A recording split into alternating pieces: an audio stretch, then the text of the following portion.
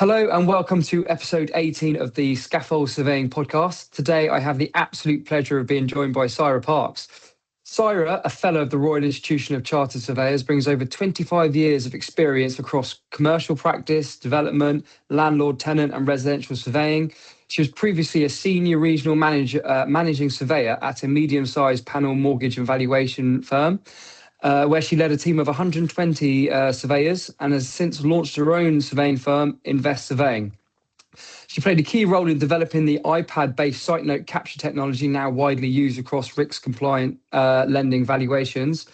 Was appointed chair of the RICS East Midlands Regional Board in 2025 and remains a vocal advocate of the women in surveying profession that continues to be heavily male-dominated. Welcome, Sirah. I hope that wasn't too much of an introduction and I stole your thunder, but awesome to have you on. It's amazing. Just one quick correction. I didn't really I have to hold my hands up. I didn't wholly lead the field of 120. I was part of a team that led that 120. But yes, no, it was a really nice medium-sized team of surveyors. But I have to say I was part of that leadership team. Knowing you like I do, you're probably one of the most dominant persons on the team, though. So yeah. I like to call myself an influencer. Yes. Oh, there we go. Well, as I say, it's lovely to have you on today. Obviously, we're gonna talk around a couple of subjects, but there's a bit of a focus on recruitment in surveying. Obviously, you started up your own firm now and are on the hunt for some good surveyors. So yeah. It's an apt time. Obviously, we start off. Obviously, as mentioned, you did spend over 25 years in the industry, including as a senior regional managing surveyor, along with a team of other leaders. What changed when you moved from the corporate large panel side of the business into setting up your own surveying firm? I guess the biggest change was being responsible for absolutely everything, but equally being able to influence all those parts of it. So, I could influence the package and how far my surveyors might travel in a day. But ultimately, you are also that person that's responsible for bottom line. So it didn't really change my empathy and understanding of the surveying role, but it just made me, I guess, look at it a little deeper as to who I could take on at what stage of their career, and being responsible for everything within a business is both equally terrifying and exciting. Off the subject of kind of recruitment, did you find it a bit of a surprise when setting up a business, all of the minutiae details around setting up a business that you might not have necessarily had to have a concern about with the larger companies? And if so, what was some of the stuff that maybe caught you off guard or was a curveball? Well, for sure. There's certainly a lot of stuff, and you're right, it is the minutiae, and you don't, I think until a person goes and becomes self-employed, even as a one-man band, or goes out and decides they're going to set up a RICS accredited business, there's so much you don't know. So I guess, register, you set up your company on Companies House, but it's all the other things like setting up PAYE schemes, sorting out insurance, pensions, making sure that to get the RICS regulated accreditation, you've got to make sure you've got your customer, complaints handling policies, you've got to have grievance policies, you've got to have an employee contract. So I suddenly felt that within a few months, I'd done a degree in business, probably a good part of a degree in employment law. So it's all those things really that you don't know that hit you as a curveball. And the more you look into it, the more you realise how little you know at the beginning. But it's been really empowering because it's made me a much whole sort of, I guess, business person. And it makes me really respect a lot of the CEOs out there, if not just small, medium businesses, but the CEOs of huge businesses where they've got huge teams. Because what I did was tough, but when that's magnified over hundreds of employees and hundreds of staff, that's a huge responsibility. Absolutely. So recruitment in residential surveying and valuations has been a persistent headache for the industry for years. From where you're sitting, what's actually broken, do you think, in how firms attract and bring through new talent? And is there a different, a kind of smaller independent practice like your new one, as opposed to your kind of medium-sized surveying firms? I think what surveyors want and what is possible to give them are very often, it's difficult to marry those two up. I think with recruitment as a smaller operator, I can ask, my first question is, I don't really want to see what I call CV match a role. Mine's very specialist and it's different, and I'm looking for people who can fill out not just mapped reports, but reports where it's specialist potential lending in the future, but also investment. So I always look and ask, what is it that's made that surveyor decide to move from their old job? So I think what's broken is a lot of the corporate surveyors are quite fatigued. They're doing bigger mileage. The average fee is lower when we're talking in the mortgage valuation space. And they probably don't get that variety. And with all the iPad mapping as well, I think a lot of them have been pretty de-skilled. So talking of what's broken, I would say that surveyors are now very often either going into that space because they want to fill out 5-6 mortgage files a day, get in and out quickly and sign off, or you've got that cohort who really want something different and they want to see that career progression. So I guess it's being able to work out in your first conversation, what is it that they are looking for? Short, medium, long term. You've got to have a look at what they're saying is wrong with where they are at the moment, what they're looking for, and then you'll marry up, you'll cross-reference what you're offering. I've gone through phases where I'll have had 50 CVs and only selected to interview 5. There's nothing wrong with those surveyors, but it's about the reasons that they're just looking, and sometimes they're just looking for more money because they think that's going to help them feel better for the long miles and the fatigue that some of them are feeling. Yeah, I've known a couple of people that have moved recently, and I know companies where they lose employees and stuff, and it's very much the theme for recruitment at the moment is more money for less work, which sounds like a no-brainer. We're going to offer you more money than you're on, and we're going to make you do less work than what you're on. It's often the case, but it's not always the case, is it? In practice, because you need to you talk about as a business owner now, you have a bottom line and you have costs, so you know exactly. You've done your analysis, you know exactly what it's going to cost to employ a surveyor within NI and all that jazz and all those funky stuff on top. And then you know how much work they have to do each day, each week to cover their costs and make a margin. Because if you're not making a margin, what's the point? That's often the case. Yeah, but equally, you can work it out roughly, but fees go down if there's a dip in the market for selling, depending on what space you're in. I mean, with my space, it's very specialist, it's landlord tenant investment, so it's very stable. But I think with the larger panel firms, it's not their fault if the fees start to go down or the house selling market starts to flatten out and has a lull, as we've seen for the last few months. Those types of instructions won't come through. So I think you have to look at the overall. You know roughly what your average fee is, but you might have someone who's great at their job. You've agreed they only go out and do, let's say, 5 mortgage valuations a day. But if those fees start to reduce, then you might need them to do 6. You might need them to do desktops or whatever it is that's going on in that panel space now. And equally, you might be able to offer them, when you take them on, less work for more money. But your average fee is always going to dictate that. And you may be able to say, well, we've got a really good tight patch here. We can offer you less mileage based on what that surveyor's told you they've been doing. But again, if the instructions go down, you have to cast your net further. And that surveyor in the mortgage valuation world may have to do more mileage.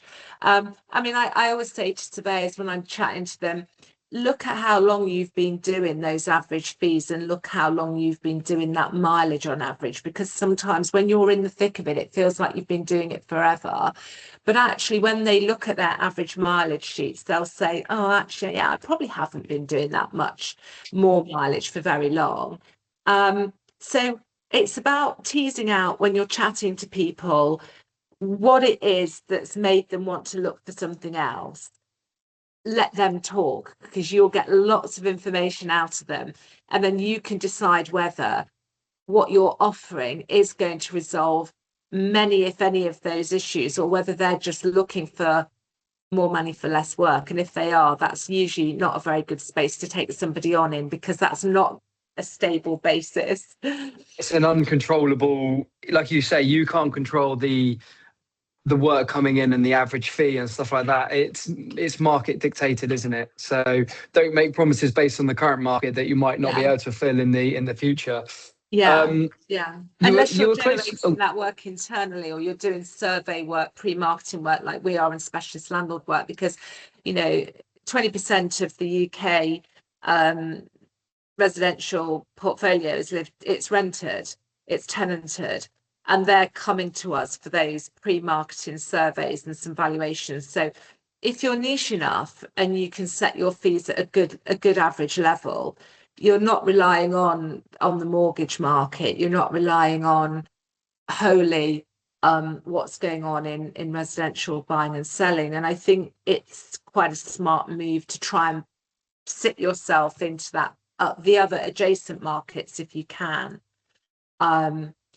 The adjacent markets don't always come up trumps. They don't always give you the level of work and the level of fees you think they're going to. But if you can diversify within that variety of work, I mean, I'm trying to sort of talk about panel work that I've been involved in, and obviously SME for sort of more varied work. But a lot of the corporates really, I think, are seeing the wisdom in trying to get their surveyors trained up in adjacent work, because diversification mitigates risk, doesn't it? So it tends to be the case if the sales market's booming, the rental market's not, for example, and vice versa. So as on a contrast, you sometimes get estate agencies and you get letting agencies, but you sometimes get both that have both, because they know that if there's a dip in that one tends to do that, and it levels it out. So it just mitigates that risk of all your eggs in one basket, and that basket being a particular part of the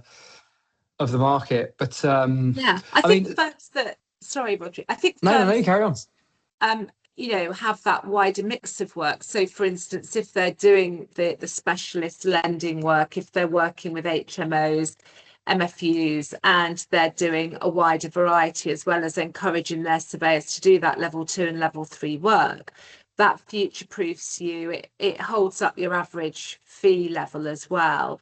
It does take a bit more work, but there are 3 points there. It maintains your average fee, it future proofs you, but it also future proofs your surveyors, building pathology and skill sets. So their skill stacks are not being depleted by just doing mortgage files and punching into an iPad, which maps a report. Whilst that may seem like a really nice model and it's quick and easy, and you can pretty much get anybody even quite soon after their qualifications out with an iPad, if you've got surveyors that are still having to think about what's going on with the building, if they're having to think about that lender type, and it's no bad thing to have to do unmapped reports, because you are then still looking at lender guidance, you're still taking a view, it's using the other side of your brain. And for me personally, I think any surveyor that comes from that background is much more appealing, because they've got all those skill stacks and they're used to finding a way and still being inquisitive and intuitive, and they certainly make the better surveyors. So talking about appealing, whether it's for a surveying perspective or a firm's perspective, you were closely involved in developing the iPad-based site capture technology that obviously was developed previously. How much do you feel technology is now shaping who the industry needs to hire?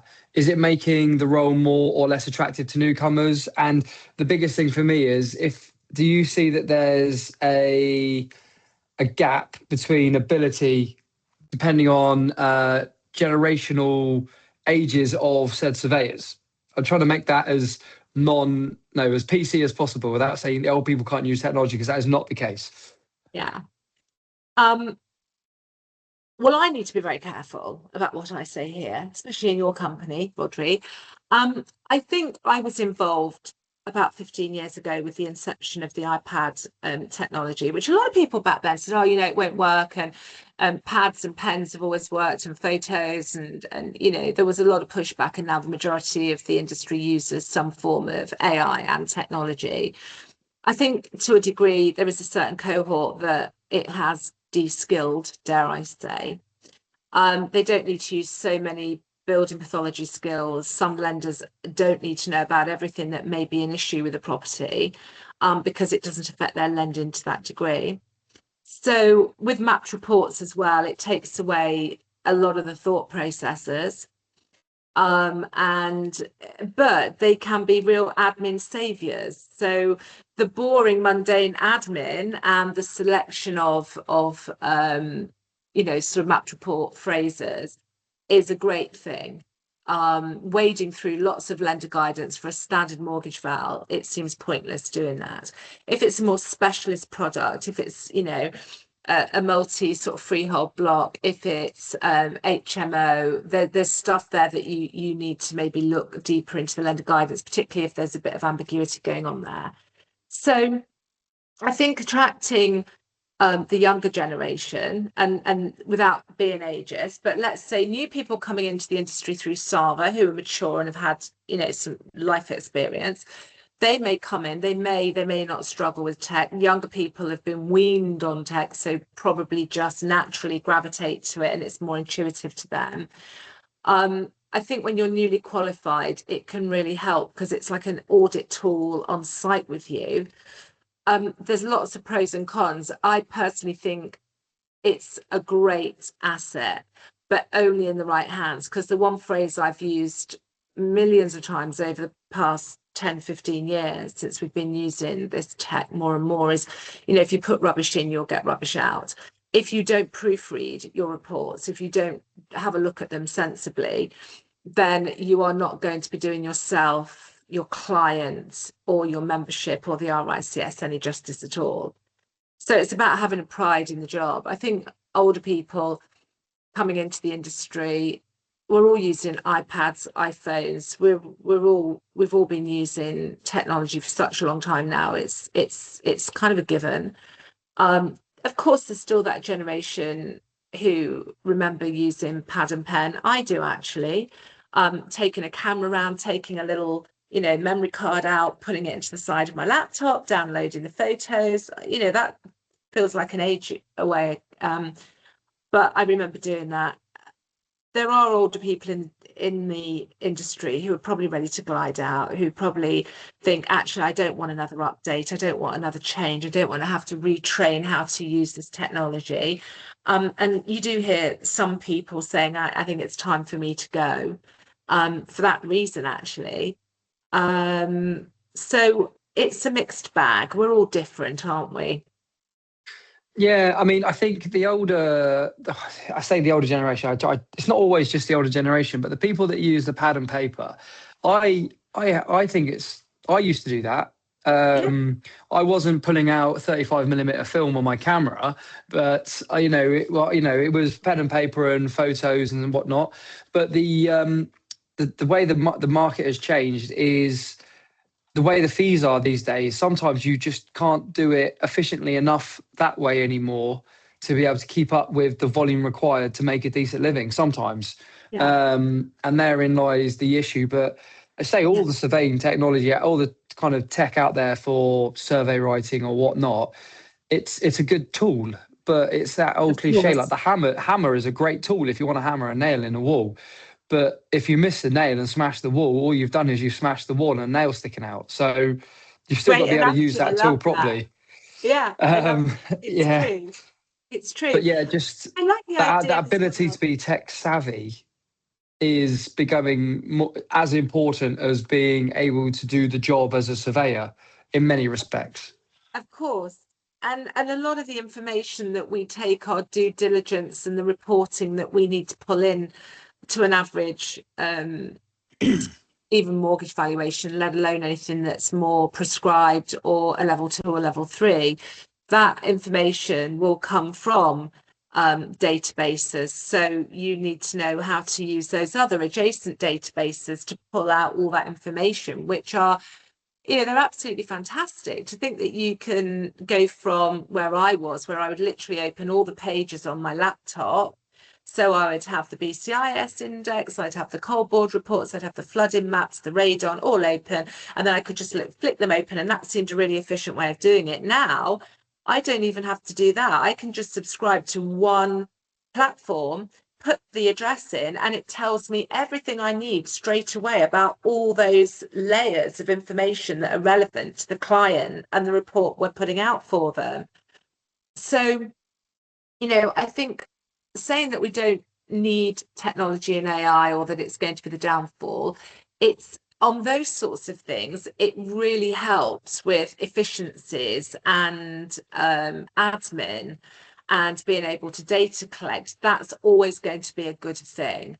But when it comes to people who think they can rush around property, take lots of photos, make a few notes, chuck it into an AI bot, and that will produce a report, that scares me, because you only know, or the bot only knows, what the photos are showing it. I can take a photograph. I played with this the other week. I took a photograph of the same flat roof on my ladder, straight over, through a window, upstairs, and then from an adjacent point. And I put it in and said, tell me age, condition, type. And it came out with 2 different answers. And then gave me a whole load of other fluff as well. And the interesting thing was, neither of those 2 answers were wholly correct, because I've been around buildings and I knew what it was.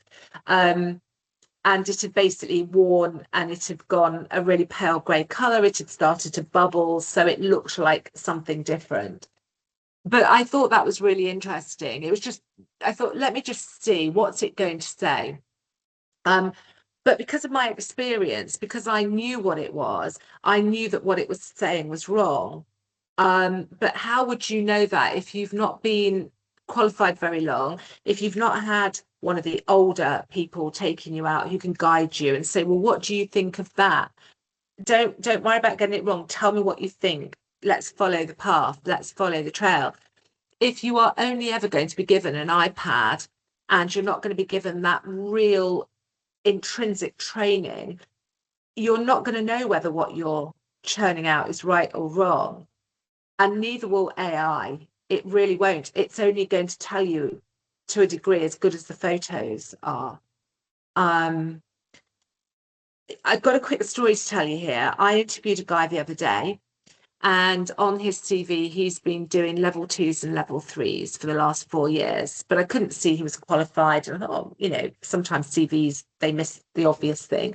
Had a conversation with him, and he was essentially, he'd been a data capture surveyor, going out on site, doing level 2s and 3s, taking photographs, doing drawn floor plans, writing down details, taking around about 200 photos of absolutely everything.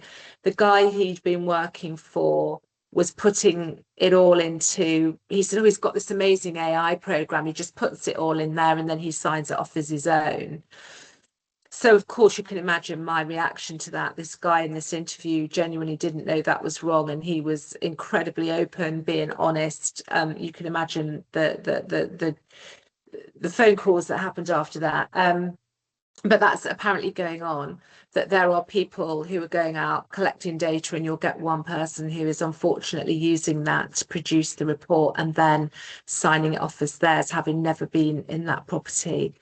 So I had a really in-depth conversation with a PI expert who I know really well. And I was saying, what happens with these poor people if they end up having a claim? And essentially there's no PI because the person didn't visit, who signed the report off, and the person who collected the data wasn't covered. So if AI is used responsibly, coupled with good building pathology and knowledge and respect for our qualifications, it's incredible, absolutely incredible. And nobody, has a bigger voice for it than me. But when unfortunately it's being abused, that's where the problem is for me, and that's what's going to give tech and AI a bad name. Yeah, I mean, I've spent all day working on AI within Scafol, and and there's a really good reason why the guidelines for RICS are responsible use of AI. Yeah. But I'll be honest, that is a whole new podcast and a whole new conversation for another day. Yeah. But no, it's really really good insights. Going back to the recruitment side of things, and we'll kind of flip across to your own personal experiences. So, like, as a chair of the RICS East Midlands Regional Board and someone who's spoken openly about the barriers you face as a woman in a male-dominated profession, what do you think firms still get wrong when it comes to attracting and retaining female surveyors? And I say I'm treading carefully on this because I'm not trying to sound, I don't even know what the word is, misogynistic or anything like that. No. But where do you feel the issues are in that side of things at the moment? Firstly, Rhodri, I'd say anyone who's interested in understanding the challenges that women have will never be accused of being a misogynist. I think someone genuinely showing an interest in the talent that we lose in the industry, the average female surveyor age that we lose is around about 47. It's a sad indictment. But I think where the industry is going wrong, no matter what the field of surveying is, you as a female, you want to see it being offered. You don't want to have to ask. So, for instance, I would say as a female lead, talk about maternity leave. Not all women have children and want to have children, but let's talk about the stereotypical things that we would assume some women would want. So let's talk about maternity leave. Let's talk about adoption leave. Let's talk about term time only contracts. Let's talk about sick leave, compassionate leave, unpaid parental leave. Even those are very often written into policies. We don't actually go out there and shout about them. So I think talking about those as a capture in an advert, not we're great, we've got brilliant culture, look at us at the races, on the golf course, these are the high achievers. Let's talk about your average parent who is struggling just to put enough childcare in place around the average working day in term time, and then look at how many holidays your average school kid has, and you're still around about 4 or 5 weeks short a year that you are not on holiday, you can't take leave, but your kids are on holiday. Not everybody lives near their parents, not everybody's got that support network. So we need to have maybe salary sacrifice schemes for not just nursery vouchers when they're little, but right the way through that let's say primary school and years 1 and 2 in high school. Let's create salary sacrifice schemes where we can pay for some out of school clubs. Let's talk about all those things. Let's get those policies going. And it's all right saying, we give you a Costa coffee voucher, or we give you this every quarter. And I love that. No one loves those vouchers more than me. And it's a real treat to kind of get your iPhone tapped and think that hasn't come out my bank account. That's a really lovely employer that's given me that. I really, A Costa voucher as well, serious money these days. Exactly, that's right. They don't go as far as they did. But if you always do it in your flask, then you get an extra bean every time. 2 beans, get a green bean. 2 beans, yeah, 2 beans. So if you don't pay and you get 2 beans, you get twice the volume for that Costa voucher. That's another thing. But I think we need to talk about childcare, and also something else that sounds a little bit left of field. But I think we need to give men better rights. A lot of working females have a male partner who perhaps doesn't get given any more than a couple of weeks of pat leave. Men need to be given those rights to be a parent, to not feel embarrassed, to ask, can I have a shorter day on a Wednesday because I have to go and pick up my child from school or from nursery or whatever it might be. it's all right giving women rights, but by giving women rights, we're also giving them the responsibility, the lion's share of juggling their careers, which ultimately impacts on salary. It ultimately impacts on pension contribution. So there's a few things there that I feel very passionate about. And for me, it's not rocket science as a mature female who's been through it. No, yeah, it's interesting because when you were saying about summer holiday leave and stuff like that, firstly, I'm very aware of it, but I automatically thought, but what about the partner? I obviously didn't want to say it because although I am really interested in this subject, I don't want to be misconstrued, but also if you think about it though, by just giving all that to the women, it means that they become the only one it's available to, and then they can't share the workload. But if the male, it doesn't necessarily, say I'm a surveyor and I have that right, but my wife is an accountant. It doesn't necessarily help the women in surveying, but it helps women in general, and it helps that family group, or that family to balance it. I mean, I put pictures on LinkedIn of my kids hiding under a desk doing some work. Like, Well, it's you the and summer. I have had meetings where you've turned your iPad round and you've been sat there. Yeah, don't say that. I'll get in trouble. But no, I'm fortunate that I have an element of flexibility in how I work and where I work and stuff. But not everyone has that flexibility. So yeah, they're very very valid points, and it's interesting because I've never really viewed employment from that perspective. Like, if we go back to, how can you recruit good surveyors? More money for less work. Sounds obvious, but now you get into the actual nitty gritty of it. There's more to what you can shout about in your contracts, such as these. And although it's there to kind of help the women, as the questions suggested, it has an equal part for men as well that have young. I mean, I've got a 10-year-old. I can't leave him at home. 15-year-old, yeah, I'll just let him do his thing. But no, that's yeah, no, exactly. So moving on again, from someone weighing up a route into residential surveying right now, whether through an apprentice, start of a pathway, graduate route, what should they actually be looking for in an employer? So rather than you as an employer, what is the employee looking for? And what warning signs do you reckon they should walk away from? Controversial question. I think whether you're a newcomer to the industry, somebody returning, or someone who's looking for a career pivot, it's the same for all of us. Have a look at who's in that company. Who are the leaders? Who are the surveyors? What type of work do they do? Do you see good reviews? That's going to tell you what you need to know.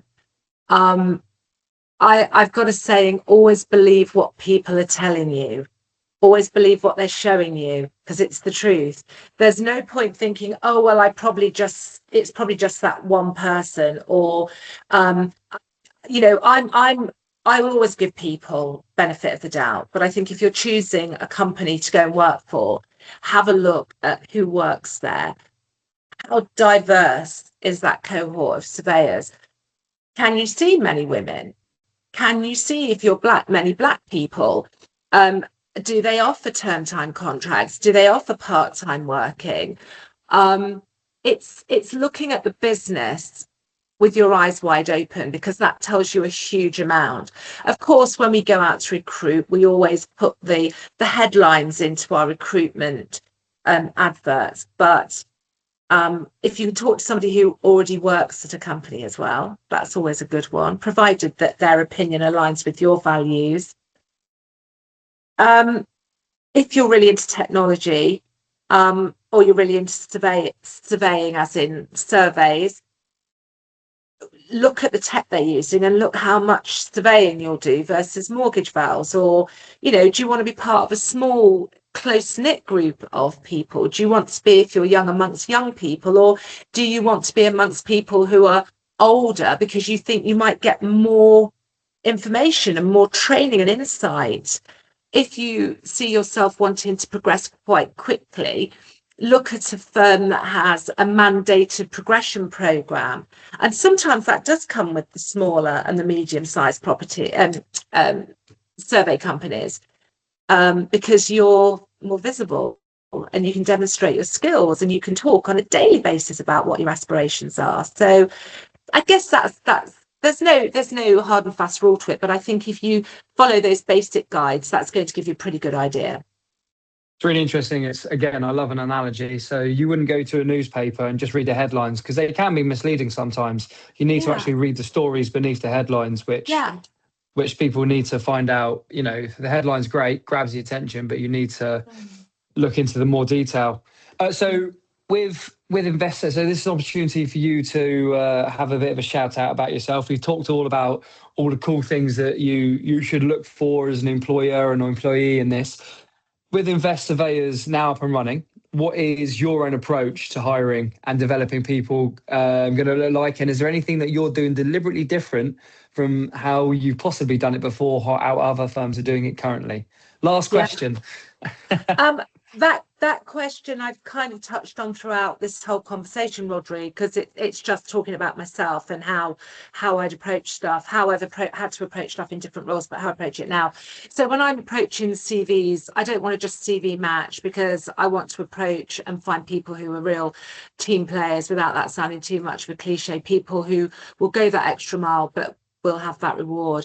I'm always asking people, what is it you're looking for? What do you see yourself doing in 5 years? How do you see your career progression?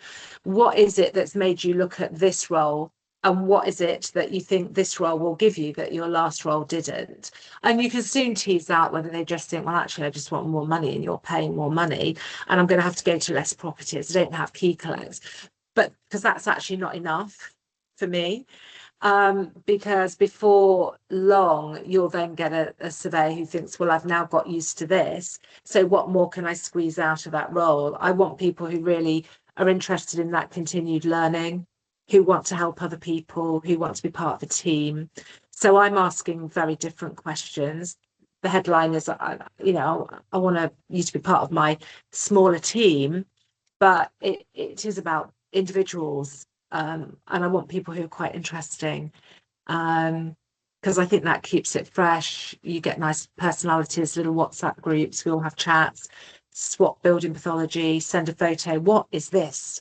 And everyone said, I haven't got a clue, I've never seen it before, because that's what happens even nearly 30 years in. There'll be things that I see and I think, I really, really don't know. Or I'll say, if you can, discreetly, just do a quick video WhatsApp with me. And again, getting back to the AI point, they'll do a video and I'll see, oh, it's not what the photo made it look like. It's something different. So I guess really it's about people, personalities is all fitting together. That's how I'm doing things differently, making sure that we have those really nice one-to-ones, regular chats, that it's quite an isolated role. And I think people are lonely. I think people are more lonely than they admit. It's one thing I was, particularly when I was on the loneliness was a big thing for me. Without sounding too soppy, it was. Yeah. So that's me a big too. thing. Yeah.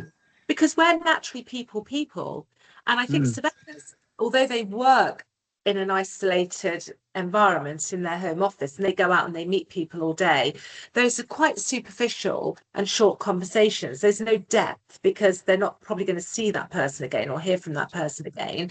So it's that layering up of relationships, it's that repetitiveness, it's becoming more familiar with people that builds up that comfort around you. Yeah.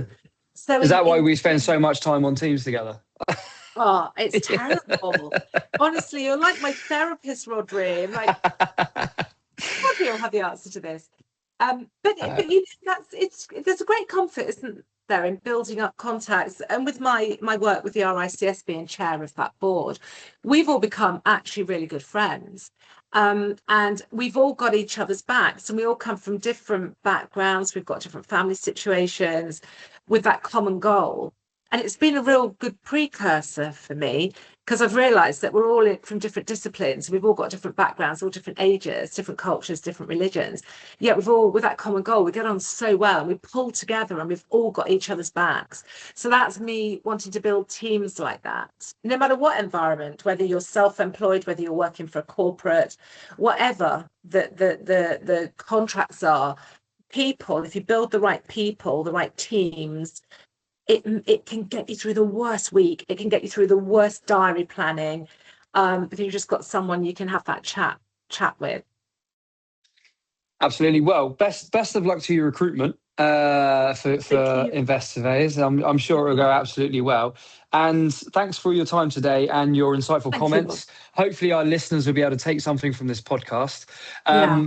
As always, it has been an absolute pleasure. And obviously, to our listeners, thank you again for listening to the Surveying Podcast. So, thanks for your time. And I'm sure we'll be catching up soon about something completely different anyway. Thank you, Rhodri.